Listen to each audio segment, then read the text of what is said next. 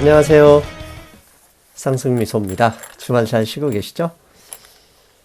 2월 17일 금융시장 브리핑입니다.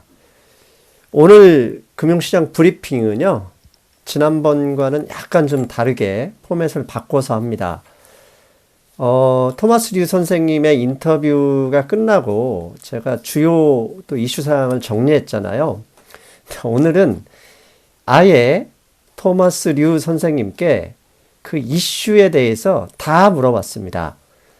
그리고 그 토마스 선생님 이슈 인터뷰 할 때 그 이슈의 중요한 것들을, 중요 사항들을 정리해서 화면에 보여드릴 거예요. 그래서 그 목소리만 들으셔도 뭐 되겠지만 화면을 보시면서 그 주요 문구들, 그 다음에 그래프들, 그 다음에 외신의 기사들을 제가 화면에 정리해 뒀습니다. 자막 처리를 하면 좋지만 편집 기술상 자막이 힘들어서 화면에 자료를 올려놓고 그 자료를 보여주는 형태로 진행을 합니다. 그러니 눈을 떼시면 안 됩니다. 아셨죠? 그러면 바로 금융시장 브리핑 오늘 2월 17일 출발하겠습니다. 금융시장 브리핑 첫 번째 소식은 필라델피아 반도체 지수입니다. 오른쪽 화면 그 파란색으로 표시해뒀죠. 필라델피아 반도체 지수는 한 주간 아주 조금 올랐습니다. 사실 일주일 동안 나스닥, 그다음에 S&P 500, 다우지수 등 미국의 주요 지수의 상승폭에 비교하면 거의 안 올랐다고 봐야죠. 저 차트만 보면 최근에 가파르게 올랐던 반도체 지수가 혹시 조정을 할 가능성이 있는 거 아닐까? 이런 추정 해봅니다. 두 번째는 하이힐드 채권 ETF죠. HYG. 그 다음에 오른쪽은 시니어 론 펀드 ETF BKLN입니다. 저거 BKLN입니다. 둘 다 HYG는 일단 고점을 넘었습니다. 그 다음에 오른쪽 BKLN 같은 경우에도 일주일 정도 오르지 못하고 그냥 옆으로 형보하다가 오늘 새벽 좀 많이 올랐네요.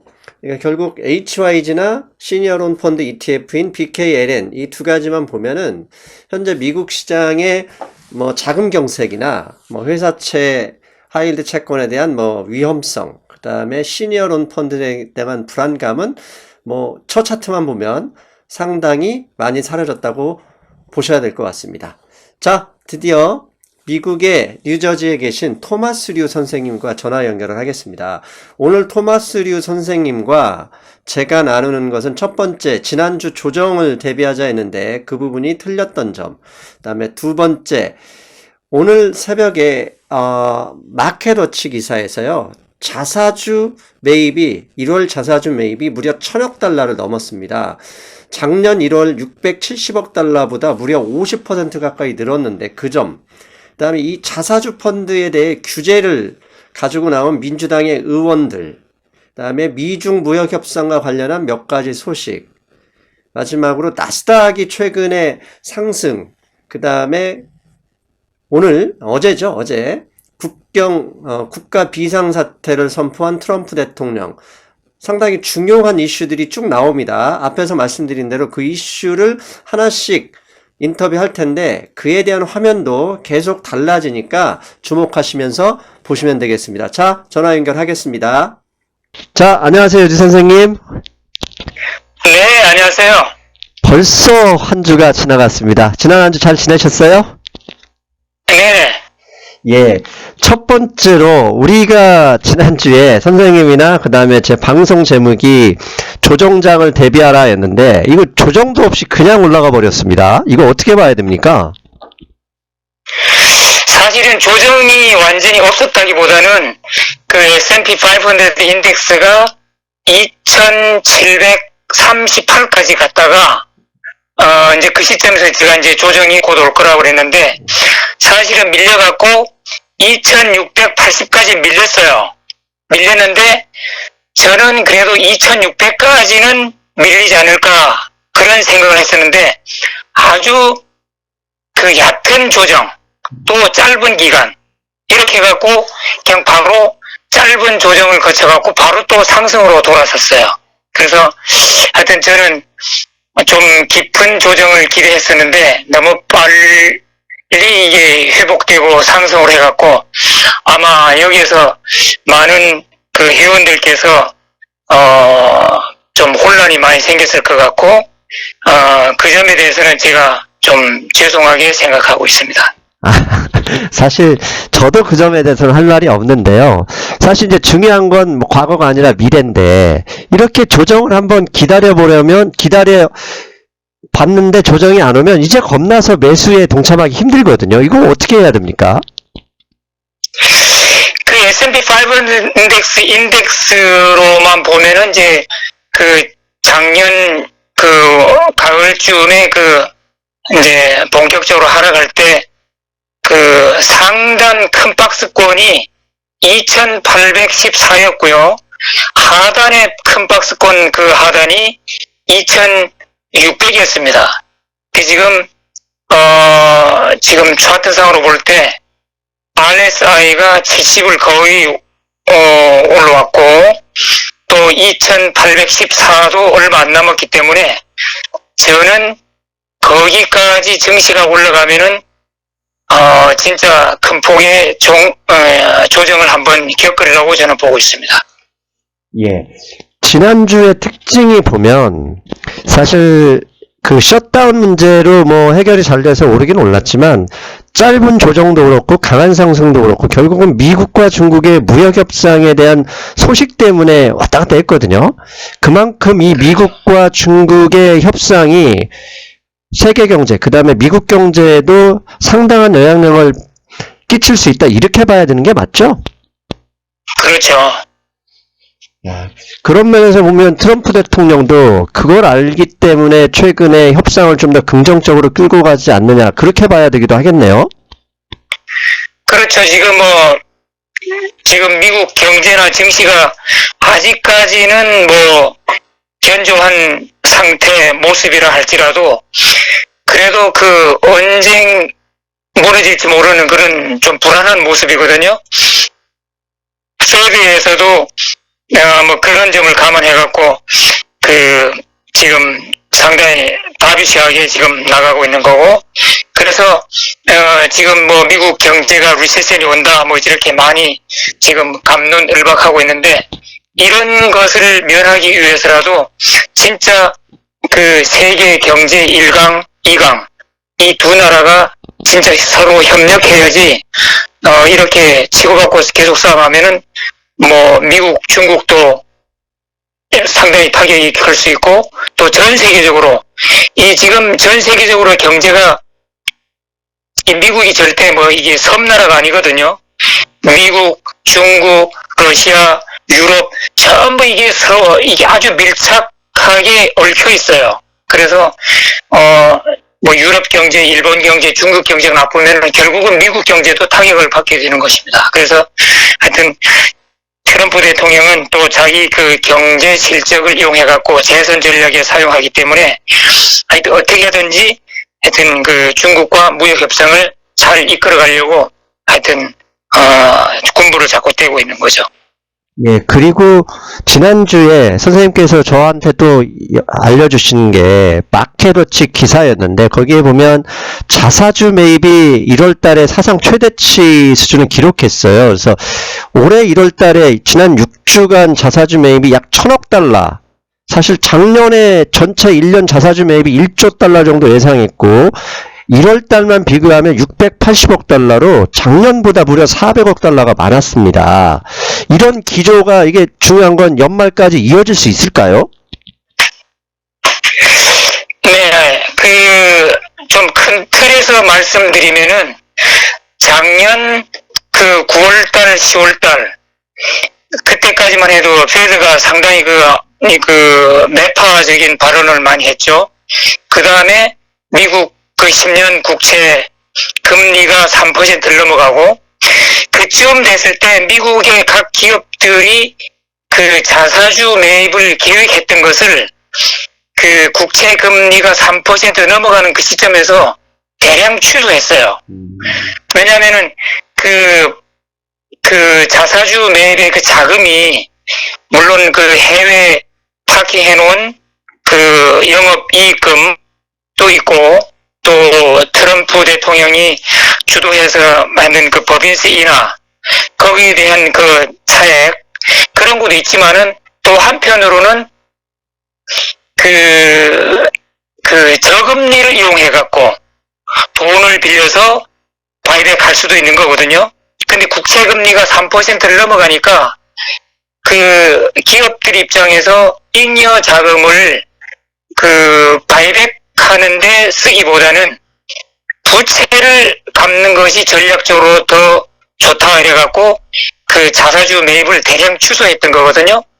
그런데 작년 12월 그 증시가 폭락하고 페드가 완전히 180도로 돌아서서 이제는 금리 인상도 없을 것처럼 얘기하고 뭐 그 자산 축소도 중지할 것 같고 오히려 올해나 내년에는 금리 인하 쪽의 가능성도 열어두고 그리고 또 현재 최근에 미국 국채 금리가 많이 하락했으니까 이럴 때를 이용해 갖고 미국 기업들이 작년에 그 취소했던 그 자사주 매입 이런 것을 아주 본격 가동하고 있는 모습이에요. 그래갖고 지금 올해 1월 달만 보면은 작년 동기간보다도 훨씬 더 많은 물량의 그 자사주 매입을 하고 있는데 그 페드에서 이 저금리 기조를 계속 유지한다고 그러면은 올해 내내 자사주 매입은 상당히 크게 일어날 걸로 생각하고 있습니다. 그런데요. 그런데 최근에 미국의 샌더스를 비롯한 미국 민주당 의원들 사이에서 자사주 매입 규제 법안을 상정했단 말이에요. 혹시 이 규제 법안의 내용과 이게 의회에서 통과될 가능성이 있을까요?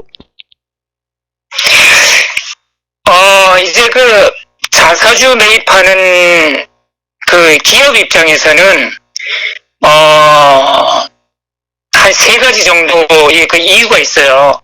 그래서 제가 볼 때는 일단은 그 잉여 자금 뭐 그것을 이제 주주들에게 환원한다는 명분. 사실 그건 주주자본주의, 현대자본주의가 주주자본주의이기 때문에 그건 투자자 입장에서는 상당히 바람직한 거 아닙니까? 그렇죠. 이제 자사주 매입을 함으로 해갖고 시장에서 그 주식 숫자가 줄어들으니까 결국은 주식 가격의 상승을 불러오거든요. 그래서 주식을 보유하고 있는 입장에서는 그 기업의 잉여 자금이 투자자에게 돌아오니까 좋은 거고, 그 다음에 이제 그 회사의 그 대표이사나 그 이사진들, 이 사람들은 기업이 그 장사를 잘하고 하여튼 잉여 자금이 많이 남았을 때 자기들이 그 옵션을 또 많이 갖고 있는데 그것을 행사할 수 있거든요. 그래서 결국은 주식 가격이 올라가면은 자기들 재산도 분명히 엄청 크게 늘어나는 겁니다, 이게. 그래서 주주들에게 잉여 자금을 환원한다는 명분도 있지만은 결국은 자기 자산도 불린다는 그런 욕심도 작용하죠. 그 다음에 또 이 경제적인 면에 있어서는 그 저금리일 때 또 기업의 잉여 자금이 많을 때 자사주 매입을 함으로 해갖고 주식 숫자를 줄여 놓으면은 나중에 혹시 경제가 나빠졌을 때 기업의 잉여금이 바닥이 났을 때 다시 그때는 주식 숫자를 늘려갖고 시장에서 자금을 조달할 수 있는 방법이 있거든요. 그래서 이 기업들로서는 현재 갖고 있는 그 캐시 관리 전략 차원에서 그 자사주 매입을 하고 있는데 이러한 장점과 단점이 있는데 뭐 민주당 그 원내 총무인 그 척 슈머 의원이나 그 샌더스 의원 같은 그런 개혁파 의원들이 볼 때는 이것이 명분상보다도 기업의 그 이사들이 자기들 배불리려고 그 잉여 자금을 탕진하고 있다고 하는 그런 비관적인 시선을 갖고 있어요. 그래서 이것을 좀 막아보자, 좀 제약을 좀 두자 하는 그런 그 의회 차원에서의 그 이제 그런 바람이 불고 있죠. 이 법안이 통과될 가능성, 그다음에 통과된다 하더라도 결국은 최종 결재권자는 대통령이란 말이죠. 이 부분은 무리 없이 갈 수 있을까요? 근데 그 샌더스 의원하고 척 슈머 의원이 그 주장하는 그 자사주 매입 제약 조건, 거기를 들어가보면은 상당히 그 통과하기 힘든 그 제약 조건을 두고 있어요. 그래서 기업들이, 종업원들과 그 지역사회에 충분히 공헌하고 그 종업원들의 복지 이런 걸 충분히 보상한 후에 그 기업 내에 시간당 인건비가 $15 이상 되게 한 기업에 한해서만 이것을 허용해라. 뭐 이렇게 조건을 다루는데, 사실은 미국에서 이 세 가지 조건을 다 갖추고 있는 회사들 중에 자사주 매입을 할 제약 조건을 통과할 수 있는 기업들이 많지 않다고 그래요. 그래서 그러면은 시장에서 증시를 끌어올리는 그 세력이 자사주 세력이 가장 큰데, 만일 이 의원들의 제약 조건이 만일 통과돼 갖고 이대로 시행이 된다고 그러면은 그 미국 증시에서 바이 세력이 상당히 약화되거든요. 결국은 증시가 상승해서 그 부의 효과로 경제가 돌아가는 건데, 경제 그 선순환 입장에서 볼 때는 그 자사주 매입 조건을 강화하는 것이 경제에 도움이 안 된다고 생각하거든요. 그래서 그 친시장적이고 친기업적인 트럼프 대통령이 이것을 최종 서명하지는 않을 거라고 저는 보고 있습니다. 야, 이게 지금 결국은 뭐 세상이 초연결돼 있긴 하지만 배드의 러비쉬한 행동이 자세, 정책 전환이 결국 자사주까지 이어졌네요. 참 드라마틱합니다. 자, 마지막으로 시간이 꽤 돼서 최근 그 마켓워치 오늘 새벽 기사를 보면 나스닥이 베어마켓을 벗어났다 이런 그 기사가 있었는데 혹시 이거 보셨죠, 선생님? 네네.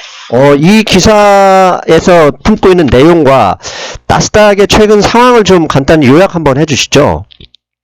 네네. 작년 후반기까지 미국 증시를 승승장구하게 끌어올렸던 것은, 특히 나스닥을 끌어올렸던 것은 그 팡 기업들이었거든요. 근데 작년 가을 이래 팡 기업들이 힘을 잃어가고, 특히 12월달 폭락 때 다른 어떤 주식보다도 팡 기업들의 주식이 더 많이 급락을 했었습니다. 그런데 또 올해 1월달부터 이제 증시가 이제 상승을 타기 시작했는데, 작년과 달리 올해는 팡 기업들이 나스닥의 상승을 주도하지 못하고 있어요. 그래서 작년 12월 급락 이후 올해 지금까지 증시가 승승장구해 왔는데, 다우존스와 S&P 500 인덱스는 그 200일 이평선, 그것을 먼저 벗어났는데, 나스닥의 그 지수는 그 팡 기업들의 그 지지부진한 그 모습 때문에 그 오늘에서야 200일 이평선을 터치다운 했습니다. 보통 그 증시에서 200일 이평선을 그 넘었으면은 그렇죠. 불마켓이라고 하죠. 예. 그 아래 있으면 베어마켓이라고 그러거든요. 예. 그런데 우리가 여기서 그럼 팡 기업들이 왜 올해 들어 힘을 못 쓰고 있느냐, 이제 그건 이제 봐야 되는데, 이 팡 기업들이 너무 크다 보니까 이 유럽이나 하여튼 전 세계적으로도 그렇고 또 미국 내에서도 그렇고 이 반독점 규제법 여기에 걸려갖고 많은 아주 질타를 받고 있고 벌금도 먹고 있고, 또 최근에 그 아마존 같은 경우는 아마존 대표의 그 개인적인 도덕성 이런 것도 흠집 났고, 그 지도력이 흠집을 받고, 또 그 다음에 민주당의 그 개혁적인 그 의원들이 연방 텍스 한 푼도 안 내는 이 아마존이 어떻게 미국의 제1기업이 될 수 있느냐, 이렇게 돼서 강하게 지금 반발하고, 어떻게 하면 아마존에게 그 페더럴 텍스를 물릴 것인지, 거기에 대해서 지금 아주 시위도 하고 연일 아마존을 비난하고 나섰거든요. 그래, 이런 것들을 전체적으로 볼 때, 이 빵 기업들이 너무나 많은, 다른 나라로부터라든지, 어떤 이 미국 사회의 정치권, 전부 이게, 하여튼 비난의 대상이 되고 있어요. 독과점, 반독점, 이런 거. 그래서 이 빵 기업들이 지지부진함으로 해갖고, 이 나스닥 지수가 이 3대 지수 중에 마지막으로 200일 이평선을 오늘 터치다운 했습니다. 그렇다면은 한편으로는 나스닥 전체적으로는 지수 상승이 좀 늦어지긴 했지만 오히려 더 상승의 건강한 이 구조는 나아졌다고도 볼 수 있겠네요. 오늘의 증시 급등, 즉 다우존스가 440포인트 상승할 때 나스닥의 대표 기업, 이 빵 기업들, 이 5개의 기업들이 모조리 오늘 전부 하락했어요. 예, 저도 봤어요. 전부 하락으로 끝났어요. 네. 아주 진짜 이게 중국과의 무역 협상이 잘 되고 있으면 이 빵 기업들이 수혜를 가장 먼저 받아야 되는데 다국적 기업들이니까. 근데 오늘 아이러니하게도 오늘 같은 날 다른 기업들은 홀홀 날아가는데 이 5개 기업들은 빨간 하여튼 하락으로 장을 마감했다는 것이 시사하는 바가 크고, 저는 이 기업들이 사방군데서 이렇게 규제를 많이 받기 때문에 나스닥이 하여튼 올해의 뭐랍니까 이제 증시도 이제 올라갈 만큼 올라갔고, 이제는 좀 더 보수적인 증시 투자 입장을 취해야 되는데, 그러면은 나스닥이 가장 먼저 좀 약한 모습을 보이지 않을까, 저는 그렇게 조금 비관적으로 좀 보고 있습니다. 다른 S&P 500이나 다우 이런 것보다는 나스닥이 중국과의 무역 협상이 잘 된다 하더라도 좀 보수적으로 봐야 된다, 이렇게 말씀하신 거죠? 네, 워런 버핏 같은 분도 애플 주식을 팔고 뱅크 주식을 사들이기 시작했다고 해갖고 또 이제 애널들이 앞으로는 뱅크 주식이 파이낸셜 섹터가 각광을 받을 것이다, 이렇게 오늘 추천이 나왔더라고요. 뱅크 주식이 좋다, 이것을 시사하는 바는 어떤 점이 있을까요? 그래서 뱅크 주식들은 사실 연준이 금리를 올릴 때 이게 수혜를 받는 섹터거든요. 근데 연준에서 올해는 한 차례, 내년에 한 차례, 이렇게 금리 정책을 상당히 다비시하게 끌고 간다고 하는 그런 전체적인 틀 안에서 뱅크가 파이낸셜 섹터가 선전하기는 좁은 토양은 아니거든요. 그런데 그래도 미국의 뱅크, 이런 투자은행, 이런 전체적인 파이낸셜 섹터가 하여튼 견조한 영업 활동 이런 것에 있어서 하여튼 잉여 캐시도 많이 쌓여가고 하여튼 탄탄한 모습을 보이고 있다, 이런 긍정적인 판단이 나오고 있습니다.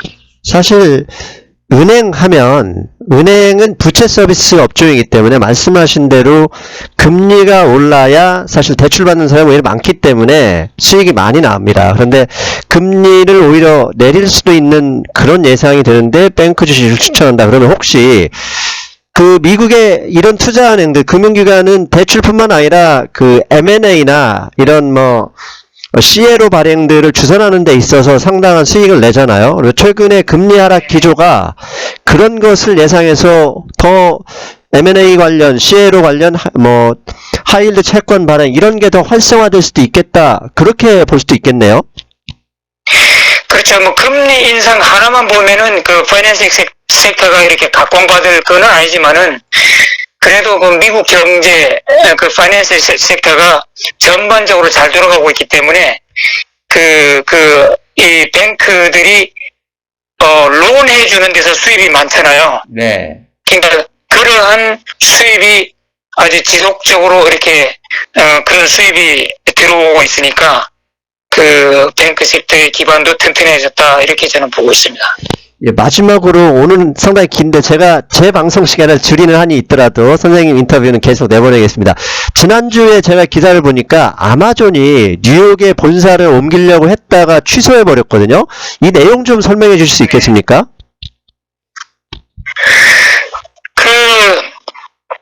아마존 같은 그 공룡 기업이 물론 뭐 뉴욕시에는 전 세계적인 회사, 웬만한 회사 그 본사나 지사 다 들어와 있죠. 근데 아마존 같은 미국의 진짜 시총 1위 그 기업이 뉴욕시 안에 제2의 그 본사를 두고 있다 그러면은 뉴욕시로서는 엄청 큰 혜택이 되죠. 그래서 뉴욕주 전체의 그 여론조사에 의하면은 아마존이 그 뉴욕시 본사를 두는 것에 약 한 70%의 그 지지를 보내고 있어요. 그런데 그 아마존이 들어온다 해갖고 그 들어오는 그 지역이 롱아일랜드인데 거기에 그 부동산 가격이 엄청 뛰었거든요. 예. 그 주변에. 그런데 그 민주당이 그 초선 의원이 있어요. 그 여자 저기 식당에 웨이트리스 하던 여자가 29살인가 되는 여자가 국회의원 됐어요. 뉴욕시에서. 예, 국회의원 됐는데 그 여자 국회의원이 주동이 돼갖고 페더럴 텍스도 한 푼 안 내는 이 아마존, 그 다음에 사회 이 어떤 그 약자를 위한 도네이션도 한 푼 안 낸 이 아마존, 이런 부도덕한 이 아마존이, 그 다음에 그 저임금을 그 착취하고 있는 이 아마존이 뉴욕시에 들어오면은 뉴욕시에 사람들 그 주민들을 많이 고용할 것 같지도 않고 결국 그 아마존의 그 디스트리뷰션 센터 물류 배송 센터 이런 그런 기업이 그런 사무실이 아니고 본사 사무실이 오기 때문에 고급 인력을 채용한다 그러면 결국 뉴욕시 사람이 아닌 미국 전역에서 사람을 쓸 텐데 그러면은 뉴욕시는 아마존에게 몇 빌리언의 텍스 혜택을 주고 그 다음에 아마존이 뉴욕시의 고급 인력을 고용을 안 한다 그러면은 이런 아마존을 왜 우리가 유치해 주느냐 이래갖고 극렬 반대했어요. 이 뉴욕시 그 연방 하원 의원들이. 그래갖고 아마존이 다른 스테이트, 다른 주에서는 대환영하는데 이렇게 극렬 반대하는 뉴욕주에 우리가 들어갈 이유가 뭐 있냐 해갖고 그냥 단칼에 쳐버리고 나온 거죠. 참, 요즘 이 민주당 하면 개혁정당인데, 민주당이 북미 정상회담도 그렇고, 이 아마존 이 문제도 그렇고, 똥볼을 차는 느낌이 드는데요? 네, 그래서 하여튼 뭐 조롱 섞인 그 만평에 하면은 그 29살짜리 그 여자, 그 식당 웨이트리스 출신 여자가, 경제에도 전문가, 그 다음에 법률에도 전문가, 복지에도 전문가. 하여튼 뭐, 지금 또 오늘 트럼프 대통령이 그 국경 장벽 담장 쌓기 거기에 그 내셔널 에머전시 선언했잖아요. 예. 이것을 이 여자 국회의원이 선두에서 갖고 법원에다가 제소하겠다. 이것을 막는데 선봉에서겠다. 이렇게 또 선언했어요. 그 여자가 하여튼 지금 길게 날뛰고 마는. 선생님, 이거, 말투를 약간 좀 누그러뜨리셔야 됩니다. 말씀 나온 김에 오늘 국가 비상사태를 선언했다고 그랬거든요. 그게 비상사태라는 선언, 그게 구체적이고 뭡니까? 좀 설명 좀 해주시죠. 트럼프 대통령이 이제 국경 장벽 쌓기 예산을 요구한 것이 57억 달러인가 정도 돼요. 근데 민주당과 공화당이 하여튼 끝까지 힘겨루기를 해서 겨우 합의해낸 게 16억 달러인가 됩니다. 그러니까 트럼프 대통령으로서는 진짜 이걸 보고 연방 셧다운을 다시 시킬 수도 없고 또 이것을 그대로 또 실행하려니까 미국 남부 국경이 수천 마일 되는데 그 중에 55마일 담장 쌓기 예산만 나온 겁니다, 이게. 하여튼 트럼프에게는 치욕적인 거죠. 그래서 트럼프 대통령이 자기 공약도 있고 또 지금까지 연방 셧다운까지 해가면서 버텼던 자기 고집도 있고 자기 체면도 있고 그래갖고 국가 비상사태를 선포하면서 그러면은 담장 쌓기는 분명히 자기가 기어코 상사시킬 건데 그러면 비상사태를 선포하고 그 다음에 그 법 테두리 안에서 다른 예산을 끌어와서 특히 국방부 예산 중에 가용 예산 한국의 그 군사 훈련 안 하고 있잖아요. 네. 그런 예산이 남아있다 이거죠. 그런 예산을 끌어다가 그 국방 차원에서 남부국경 담장을 쌓겠다 이렇게 선언했죠. 아, 그러면 국가 비상사태를 선언할 수 있는 권리는 대통령에게 있고, 그 비상사태를 선포하면 대통령이 다른 예산을 끌어다가 그 비상사태를 선언하는 그 사업에 쓸 수 있다. 이렇게 이해하면 되는 거죠? 그렇죠. 법적으로 허용되어 있습니다. 그것이. 그렇다면은, 이제 민주당에서는 그러면 남부 국경 담쌓기가 이게 비상사태에 해당되느냐 이것을 법원에다가 클레임할 거다 이렇게 지금 나오고 있습니다. 그렇죠. 권한이 있는 걸 쓰는 것은 뭐 대통령으로서는 당연한 거고, 그 다음에 정치적으로 반대하는 입장에서는 어쩔 수 없죠. 뭐 지들이 반대했다가 통과되면 그것도 명분이 떨어지니까요. 그렇다면 이 국가 비상사태 이 문제는 뭐 주식시장에 큰 영향 없다고 봐야 되겠죠? 네, 이 정치 싸움이죠. 이거는 그냥. 예, 오늘은 상당히 좀 길게 했습니다. 제 방송 앞부분을 줄여서라도, 선생님하고 이 대화 내용이, 많은 분들에게 궁금증을 해소할 수도 있고, 그 다음에, 몰랐던 지식을 또 알려주셨던 것 같아요. 그래서 그냥 내보내겠습니다. 오늘, 아무튼 선생님 감사드리고요. 저희는 다음 주 일요일에 뵙겠습니다. 네, 수고하셨습니다. 예, 안녕히 계십시오. 네. 예, 어떻습니까, 여러분? 잘 들으셨죠? 상당히 길긴 했지만, 제가 화면을 준비해서 그나마 좀 나아졌을 거라 생각을 합니다.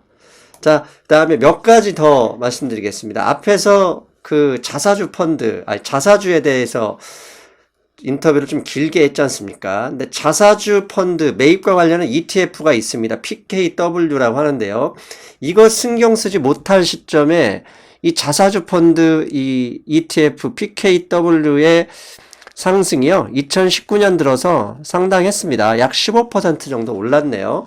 작년 10월에 고점을 찍고 자사주 이 펀드에 대한 매입이 없었나 봅니다. 상당히 많이 떨어졌었는데 저 이유가 앞에서 류 선생님께서 말씀하신 금리가 계속 올라가게 되면 경기에 대한 불안감이 있고 그렇게 되면 갖고 있는 현금을 함부로 쓰면 안 되잖아요. 원래 불황시에 개인들도 저축률이 올라가거든요. 그런 것처럼 갖고 있는 현금을 일단 보유 전략을 했고 그러면서 자사주 매입을 중단했었는데 작년에 1월 5일 날 그 파웰 의장의 발언, 그 다음에 1월 29일, 30일에 페드의 더비시 정책기조 변경 등이 저렇게 자사주 매입 유입에 영향을 준 것 같습니다. 자, 자사주 매입과 관련해서는요, 그 많은 사람들이 논란이 좀 있습니다. 좋다. 수급에 상당히 좋기 때문에 주식시장이 호재로 될 수 있다. 그 다음에 한편으로는 무슨 소리냐. 자사주를 매입할 정도밖에 안 돼서 순이익 증가가 없어서 자사주 매입으로 주가를 땡기는 건 결국은 또 다른 버블을 만들 수도 있다. 에 대한 논란을요. 제가 월요일에는 유럽 경제 때문에 준비한 게 있어서 어쩔 수 없고 화요일에 방송 예약이 없는 화요일에도 자사주 매입 특별 분석을 해서 올려드리겠습니다. 그 방송에 보시면 어떻게 해석하셔야 될지 여러분들 힌트를 얻으실 수 있을 거라고 봅니다. 자, 또 하나 보여드릴 것은요. 워런 버핏이 은행주를 샀다. 다우 앞에서 빵 주식들을 일부 팔고 은행주를 샀다 이런 얘기를 했잖아요. 그래서 은행 중에 대표적인 게 또 골드만삭스죠. 그래서 골드만삭스 GS를 다우지수로 한번 나눠봤습니다. 그랬더니 최근 작년 11월부터는 그 금융주가 많이 하락했죠. 즉 밑에 분모가 다우지수이기 때문에요. 오른쪽 위에 올랐다는 얘기는 골드만삭스가 다우지수에 비해 초과 상승했다는 얘기입니다. 그래서 계속 하향세를 띠다가 어제 당연히 그 워런 버핏 상당히 영향력 있는 분이잖아요. 그분이 은행주를 샀다는 소식에 골드만삭스 일단 상승, 다우지수보다는 초과 상승을 보인 것 같습니다. 자, 마지막으로는요. 미중무역 협상 오늘 토요일 죄송합니다. 자꾸 헷갈리는데요. 녹화는 토요일입니다. 토요일 오후 아니 새벽에 나왔던 신문인데요. 블룸버그에서 나왔던 기사입니다. 트럼프 대통령이 시진핑과 무역협상에서 상당히 진전하고 있고 그래서 그 밑에 보시면 빨간 줄 쳐놨죠? US President repeats he may extend tariff truce with China. 즉 3월 1일까지 협상 기한인데 의외로 이 대화가 잘 되면 협상 시한을 연장할 수 있다. 최대 60일 연장할 수 있다는 설이 계속 나오고 있습니다. 아직 긍정도 부인도 하지 않지만 계속 연장할 수 있다는 의사를 미국 대통령, 트럼프 대통령이 얘기를 하고 있다고 그러고요.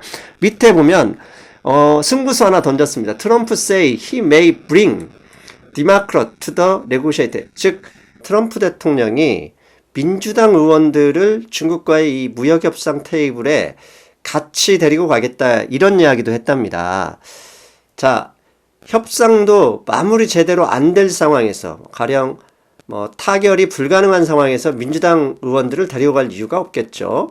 즉 트럼프 대통령의 최근 발언, 그 다음에 금요일에 그 문우신 장관이 트위터로 productive meeting, 그러니까 생산적인 미팅이 진행되고 있다 이런 외교적인 수사를 했지만 그런 얘기를 통해서 협상이 잘 되고 있는 건 아닐까 이렇게 기대를 할 만한 발언들이 나오고 있습니다. 월요일 방송에서 말씀드리겠지만 미국과 중국의 무역 협상은 최근에 글로벌 경제 전체 그 성장, 수출, 수입 이걸 살펴볼 때요. 전체 글로벌 성장의 불황에도 영향을 줄 수 있는 상황이기 때문에 이 협상, 중국과 미국의 협상이 어떻게 끝나느냐 우리가 이제 데드라인 얼마 남지 않았습니다. 한 2주간 제대로 살펴볼 필요는 없죠. 우리가 지켜봐야 할 것 같습니다. 자, 오늘 금융시장 브리핑은 여기까지고요. 약속드린 대로 월요일에는 유럽에 지금 흘러내리고 있는 유럽에서 관찰할 수 있는 경제 불황의 가능성에 대해서 아주 깊숙하게 조사했던 것을 방송할 예정이고요. 화요일에는 방송에 원래 없는 날이잖아요. 그런데 오늘 자사주 매입과 관련해서 우리가 자사주 매입을 어떻게 바라봐야 할지에 대해 아주 심도 높은 방송을 준비하겠습니다. 저는 여기까지고요. 여러분 일요일도 행복하게 건강한 일요일 가족과 함께 보내시기 바랍니다. 여러분 안녕.